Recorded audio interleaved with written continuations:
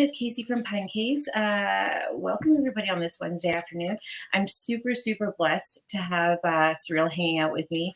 Man, thank you so much for joining me. I know we've been trying to link up for a hot second, but yeah, I appreciate your time today. Yeah, sorry about the confusion and trying to get hooked up sooner. Can you hear me? I can hear you, yeah. Yeah, it's just been a real busy time since I got home, especially just trying to catch up to everything. Yeah, hey, you've been out there doing all sorts of stuff. What the heck? How did the CR block party go for you? It was great. Yeah, good times. Yeah. It was a long drive, a lot of driving, a lot of baseball, but it was fun. Yeah. Very, very cool. That one is interesting because I'm sure you do a ton of performances a year and there's all sorts of stuff happening, but there's every once in a while, as a consumer, there's things that are so near and dear to my heart, and that was definitely one of them. I don't know if a lot of people know, but that location that you were at, I was actually I worked at the Performing Arts Theater right behind there. Okay. Yeah, and was let go. And love them. We're all cool nowadays, but right around the time when my brothers were passing away, and Right. so unfortunately, with stress and drama and all that crazy stuff, it wasn't gonna work. But it felt so good to see live music with my logo next to it and kick-ass artists like you right in front of that. I was like, oh yeah, this is wicked. So yeah, it felt really, really good. Yeah, it was interesting. It was good day. The weather held out, so Yeah, man. It was, I don't know what Rob's plan was. He was just rain or shine, this is what's going to be happening. And it looked like he had a couple of good tents going on and stuff like that for you guys. So it seemed like your guys' audience kind of became part of the performance at one point. yeah. Yeah, definitely. I like to try and make them part of the performance as it is. It wasn't the biggest crowd, so I had to kind of get them hyped up. But yeah, there was some interesting scenarios going on around the show itself. Yeah, that's right. Well, we were gonna go live, and then Calico was like, I just don't think it's the right time for this. And I was like, why? What's going on? And she's like, I don't know. Sirreal just rolled up, and there's cops and people and things. And I was like, oh no, I hope everyone's safe and all right. Yeah, I mean, I wrote. I don't know if how frank you want me to be, but Be frank. when I rolled up, there was a girl with her butt hanging out. Yeah, buck naked. Well, not buck naked, but she was had her butt hanging out on the bench, and so then her friend was trying to urge everyone to not allow her to drive because she seemed maybe a little intoxicated. So then that's why the police were there. It wasn't because of me this time. Okay. It was just somebody who was trying to drive away intoxicated, and okay. doing that, they ended up getting taken away and having their vehicle towed, which is probably for the best for everyone. Even though they ended up going with the police, it was better than them hurting themselves or hurting someone else. So. Oh yeah, totally. Yeah, that's a crazy situation. I know that downtown core has changed so much over, even just a short period of time. When I was growing up there, everyone kind of kept their problems indoors. It wasn't really a public thing. And now everyone's just doing their thing right out in the open. Well, I think that's everywhere, right? Even when I was in my addiction, I was telling people that I would stay inside my house and never go out. But that's the thing is nowadays with addictions, you can't even afford to have an addiction and still have housing really. Because when I was addicted, my rent was $350 a month or something, so I could still manage to scrape by and pay my rent. Right. Yeah. Now, if you're addicted and you don't have $1,500 to $1,800 a month, you don't have a place to live. And even if you're in addictions and you have $1,500 a month, you don't even want to spend it on rent. You want to spend it on whatever your drug of choice is. So yeah, man. And you can't really afford, never mind the price of it, but to be doing these drugs indoors by yourself, that's the quickest way to become a statistic, right? Before, I don't know, when I was in the mix of all my stuff, it wasn't as lethal as it is now, right? And they encourage you to kind of be out in the open so that they can essentially save your life if something goes down. I guess, yeah, and it's also like back when I was addicted, if you did the stuff that I did out on the streets, you'd get arrested, like Yeah. instant. You'd go to jail. Now they're just so overwhelmed that they can't arrest people. They can't arrest everyone that's doing drugs on the street because they would just spend all day long arresting people, and the jails would be so full that they wouldn't even have anywhere to put anyone, you know? So it's like it's Yeah. such a bigger issue now than it was back in the day. Like when I was a crackhead, I was one of the only crackheads I knew. Like it was Right. it's like Right. me in the small crackhead community that I knew that we could score drugs with, and now it's like almost every person that like you could find 1 in 10 of your friends that has an opiate addiction that you might not even be aware of. Like Yeah. there's functioning addicts everywhere, right? So it's like it's a whole different ball game because I think it's just become so much more widespread. And the thing with opioids is like it's not like coke or crack where you can just like feel shitty about it for a couple days and then like get back on track and then like get your stuff back out of the pawn shop and shake your head and be like, damn, I shouldn't have done that. Whereas like opioids, like you're in it.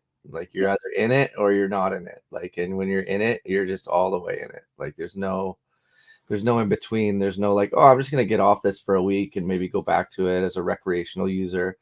Like it's not that. It's a total different lifestyle. Like once you're addicted to those opioids and they have their stranglehold on your receptors in your body, it's over with. Like you're full blown into it, you know. So it's a whole different ball game now, I think.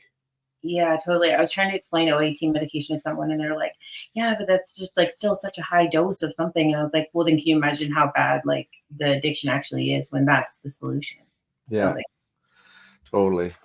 Yeah, I don't know. Like I'm really happy that I never went that way really. Like I was prescribed opioids for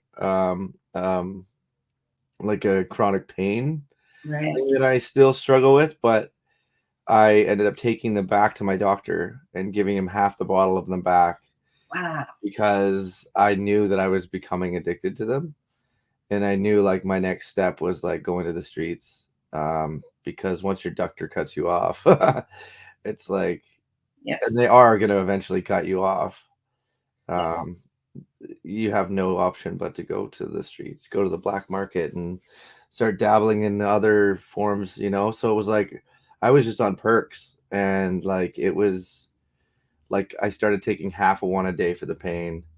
Then Yeah. that stopped working. So I started taking one a day. Then I started taking two a day. And I was just like floating through my day. I didn't care what happened. Like I didn't need to eat. I drank like a coffee in the morning and just went to work for 8 hours. And I'd get home and be like, wow, that was a great day. Like I really didn't feel anything. I didn't have to like be sad. I didn't have to eat. Like it was just a great day all around. And I was like, wait a minute, like these are too good. Like, and now if I'm taking two right now, how many am I going to be taking by like next month? Mm. So like I literally brought him back 32 of them in a bottle and was like, I need you to take these. And he's like, this is the first time anyone's ever returned these to me. And I was like, what are my options? And he's like, well, you can keep taking these or you can just be in the pain that you're in. And I was like, that's fine with me. I'm gonna like live in this like chronic pain that I'm learning to deal with without the opioids. Because if not, I'm gonna be a junkie. Like I have Yeah. an addictive personality. Right. So, and I'm well aware of that for myself. So I Yeah. like, Yeah. and it's Well, hard. now, Yeah. like you don't even have to have an addictive personality to enjoy those things. Like I don't think people understand like how relaxing and comfortable those pills really are. You know, like Yeah. really. They really put you in a state of euphoria that like, I can Mhm. only imagine what fentanyl and heroin feel like. Like it's that times 10, right? So Yeah. it's like no wonder people don't give a shit what people think about them or like what they look like or whether they're smoking heroin in public or whether they're nodding out. Like you don't really care about anything when you're in that state. So Yeah, yeah, I know that well actually. And it's crazy to me because there isn't a solution for like long-term pain management, right? Unless you like, I mean, there is a little bit now, I guess, with like it's like more research into like medicinal. marijuana and things like that, and like alternative medicines and things, and it's great, and those are all wonderful solutions. Thank goodness that we're starting to like explore them a bit. But um the idea that they had back in like the 90s to like overprescribe everybody, and it was like selling them on this like great idea that they would get their life back, Yeah. was they just didn't prepare properly for any of that. It's like, Well, yeah, the pharmaceutical companies just wanted to make more money, and they sold it as like the miracle cure for everything. And so even people that were like totally average people, not addicts, not in a life of trauma, not in a, an experience of trying to cope or numb their pain out, mm, um, found this miracle drug and then got addicted to it. Because like once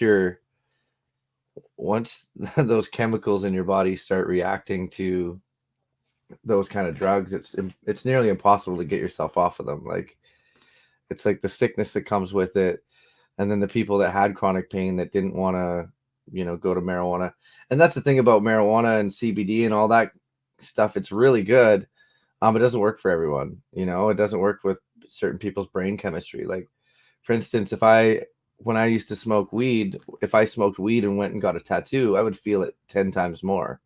Most yeah. people would smoke it and be like, "Oh, I'm so relaxed. It's going to make me feel good." But no, it actually makes like your skin more sensitive.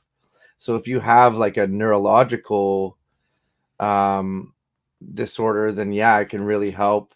But if you have any kind of like chronic physical pain, like it doesn't work for everyone because everyone's brain chemistry is different, and it changes too over time. Yeah, really. Yeah, people don't really talk about that. Like I know, like when I was getting tattooed, everyone was like, "Oh, just have a couple of beers first," or like, whatever. And I was like, if I had a couple of beers first, like I would enjoy the tattoo process, and then coming out the other side of it, I would be an absolute hot mess for like a week. Like you just can't. Like my body couldn't go through that type of stress. It was like it needed to go into shock properly at the beginning to like recover from it in like a healthy way. It was like, Well, and that's the thing that most people don't realize is blood, like alcohol thins out your blood. yeah, It makes you bleed more while you're getting tattooed, which is why you should never get tattooed while you're hungover, and which right. is why you should never like get super drunk and then get tattooed, because it makes it more difficult for the ink to go in. So your tattoo is going to take longer because they're wiping away more blood as you're getting tattooed, right? So a Mm. lot of people don't understand that. Like one beer is probably like the limits, because then that starts flowing through your body, your blood gets really thin, and you're getting more raw and more sore because the tattoo artist is constantly rubbing that blood away, right? So yeah, that sore feeling after your arm has been rubbed off for a while, right? So, Yeah. and another thing about it is like my brain chemistry changed as well. Like when I was younger, I used to smoke the strongest weed I could possibly get. Like, Yeah. give me the indica, give me the super high percentage. I want to be stoned. Like, none of the other stuff gets me baked. And then I quit for a couple months and started smoking again. And I couldn't even smoke that stuff anymore because it would give me anxiety. Now, a lot of people's brain chemistry is the opposite. They can't smoke sativa because it gives them anxiety. They can only smoke indica. Whereas I can only smoke sativa because I feel like I'm actually getting things accomplished. Whereas indica makes me feel like I'm not doing anything and I'm stupid and like I can't even form sentences and things like that. I can't really do anything but play video games and eat everything in my fridge. So, Right. yeah, Yeah. I was the same when I was a kid. I used to like fight my mom about it. Like yeah, I was like, man, I'm not going to school unless you bring the weed. Like I ain't yeah, doing nothing until you bring the weed in the morning. And like she's like, this is crazy. Like how did this even happen? And people are like, oh, you can't get addicted to weed. I don't know if that's what it was, but I definitely would prefer to start my day with it. Like into like an angry place. Like I took it like far. And now, my God, like even I was like, man, I want that like wheelchair bob crazy weed. Like yeah, now I'm like, I don't even know if like I don't even want to go into like the legit, government funded buildings with weed in it because like this stuff yeah. fast. I mean, like that's the thing is I don't think you can get necessarily. I do honestly think you can get addicted to weed. It's a Mm, different kind of addiction though. It's not like one of those ones where if you don't get it, you'll get sick. But that's one of the reasons that made me quit smoking weed, is because when I couldn't find my weed in the morning, I'd be grumpy. Yeah. And I was like, why am I being grumpy because I can't find some weed? Like this is another dependency. You've just switched one drug for another, you know? And so like a lot of people say the same thing about coffee. Like, oh, don't even talk to me until I have my coffee in the morning. Well, that's an addiction, yo. Mm-hmm. You can't be talked to until you have coffee or weed in the morning. That's an issue, you Yeah. know. And most people are okay with coffee because it's a legal substance. Everyone drinks coffee, but that's also like an addictive thing that it's becoming a crutch, right? And that's what was happening for me is I would smoke weed in the morning, then I'd smoke weed at lunch, then I'd smoke weed after work, then I'd need Yeah. to smoke weed to write a song, then I need to smoke weed to go to sleep. And it's like, okay, so if I don't have weed, like how do I function then? You know? So I quit weed for 5 days and just to see if I could do it because I like to maintain control over myself. Yeah. And then I just went 7 and then I went 10 and then I was just like, you know what? I'm just gonna try 30. And Wow. after 30 days, I was like having these crazy recurring traumatic nightmares. I couldn't sleep, you know. The grumpiness was kind of gone, but I was just like so afraid to smoke weed. You know, I was like, if I smoke weed, I'm gonna have like anxiety first and foremost, and I'm just gonna fall right back into it. I'm gonna be like, oh yeah, this is what I needed. You know, this is what I because to be honest, like my creativity hasn't 100% come back for writing Mm. because I used to smoke weed to write, and I've smoked weed since I was like 6 years old. Right. What? Yeah, oh yeah, my parents used to blaze with me. They were hippies. Like I used to Okay. roll their joints for them. Like yeah, I lived a pretty crazy life when I was younger. Yeah. Um, so it was just it became something that was part of my life, you know. And without it, I didn't feel normal. And now it's like people smoke around me, and I'm like, oh yeah, you guys go ahead. Like I'm not gonna judge you, but like I'm almost stoned just standing beside you. Like I went to a Tool concert, and these people were blazing beside me. Yeah. I actually got so stoned just by standing there that I wanted to leave the concert. And Tool is one of my favorite bands. And I was Oh, like, cool. Yeah, man. I've seen some why, live. why would I want to leave? Like, the only reason I want to leave is because I'm having anxiety. So it just wasn't fun to me anymore. You know, when it stops becoming fun, that's when I think you can tell yourself that this isn't for me anymore. You know, Yeah. Yeah. so Yeah, that's totally fair. I feel kind of that way about booze. Like, I don't mind having a cocktail, like socially or whatever. It's not that big of a deal. But I have like a different relationship with it now than I ever had. Like, I guess for a while, I didn't realize it, but it was like, like a box of wine was like part of the grocery list, and it like never really got out of hand. yeah, But once I like stopped doing it, I was like, man, I feel so much better. Like, I was like more productive and like maybe less short with my kids and like I don't know. yeah, that's what something I'm trying to work on right now because it's like part of the entertainment industry. It's part of playing baseball. It's part of like most of the things that I do is just having a casual beer and like then like your neighbor wants to come over and have a beer and it's summertime and it's just like I find myself like I went from this weekend drinker to like there's only a couple days where I don't drink now. So I'm just like, holy shit, like I need to get a handle on this too now, you know? So that's something that I'm honestly working through myself right now. Like my Yeah. friends have been inviting me out all day. Like it's sunny, let's go, bro. I'll pick you up right after work. I got a case of beer and I'm just like, you know what? I just did a whole weekend of baseball. I just did a whole tour of Europe where Yeah. like it's normal to drink beer all day long there. And 100%. I just like I need to give my liver a break for a few days and just like stay away from everybody. So Yeah, it's hard to do that in the summer though, man. Like especially where you're at, like tubing down the river, yeah. freaking going to the lake, like Well, anything go for ice cream, like anything out there, like you could totally have beer.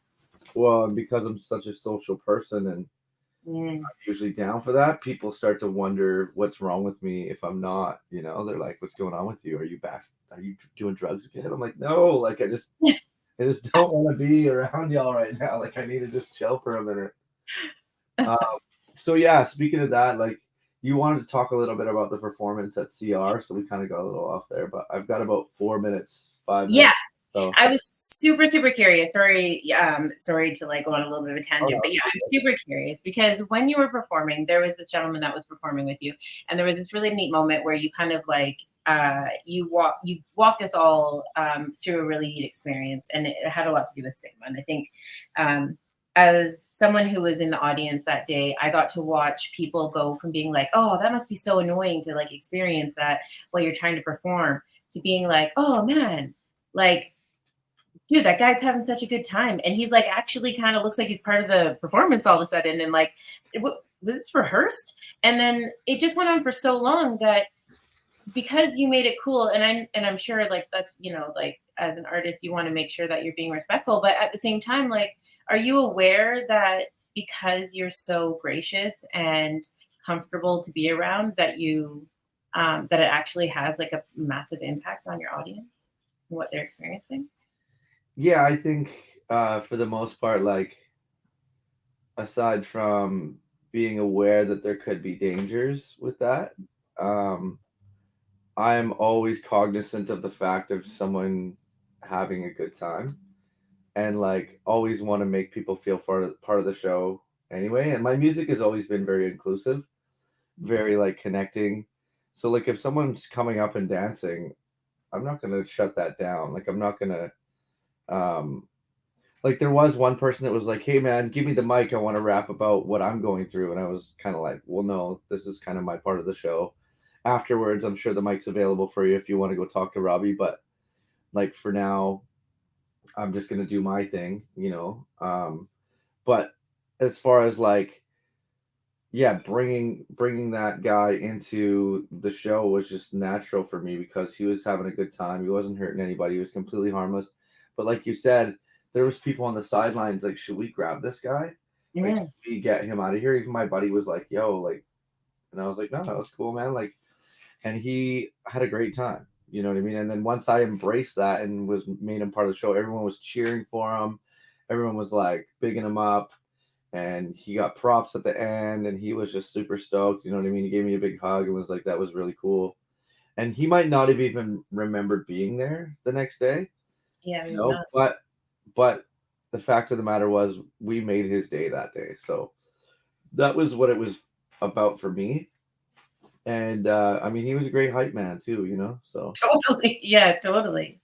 Yeah, I totally. And I think like I think that it's like being reflective is super great, but in the moment I was like that could uh yeah, again, like as being in the audience, I was like, man, like it's cool to watch, to be able to like walk through a situation like that. And it must be really interesting to kind of like read the room in like real time, because obviously like those situations can go south like really quickly. But yeah, I wanted to like acknowledge it and just like extend a massive, like lovely olive branch, because I think the more that people act like that and are kind to each other, the quicker it is to like end maybe the stigma, or at least create more conversation. Because I know that that's exactly what happened, in my household that day. And I was like, it's really beautiful to yeah, experience. I think, like I said to you that day, everyone deserves human compassion and respect to a Mm, certain level, you know. He wasn't being aggressive. He wasn't being a jerk. He wasn't trying to interrupt the show. yeah, And I can judge all those things, like you said, on the fly. I'm a very good judge of danger, character, trauma, yeah, crazy, bad, and good experiences. So I just felt like the energy was right. He was just there to have a good time. So I was there to try and enhance that good time, but also let everyone else know that yeah. he was harmless and everything was good, you know, because like you said, it can break down that wall of stigma where everyone's like, oh, who the is this guy? Like, where really it turned out to be like, oh, this guy is Ernie and he's having a blast. So Yeah, he's totally wicked. Yeah, yeah, yeah. let's just let him have a blast, you know? Yeah, totally. Yeah, shout out to Ernie, and sorry for calling him out in this podcast. I was like, what a great example, like to kind of shed a light on. I actually know him personally, so I have no problem talking about his business. Oh But yeah, he is a beauty. Yeah, yeah, yeah, yeah, absolutely. I'm just looking at the time here, so I'm gonna let you wrap this up and go and do your thing today. But thank you so much for cutting me in for a couple of thanks minutes. for having me. I'll come back anytime, you know that. Yeah, totally. Thank you So so yeah, much. shout out to Yeah. Pinecase, sorry, No. Pinecase Podcast. And shout out to Calico. I can see you down there. Shout out to everybody that tuned in.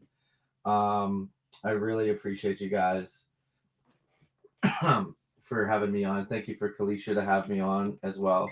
If you want to find me, you can find me at surreal.ca, Surreal Music Official, anywhere you want to find me. So Yeah, you guys, if you haven't already, go and head over there, like, share, comment, and subscribe. That it's music you will never regret listening to. It plays all the time in my household. We like it. We got everyone from cowboys to kids listening to that stuff now. So thank you so much for making awesome music.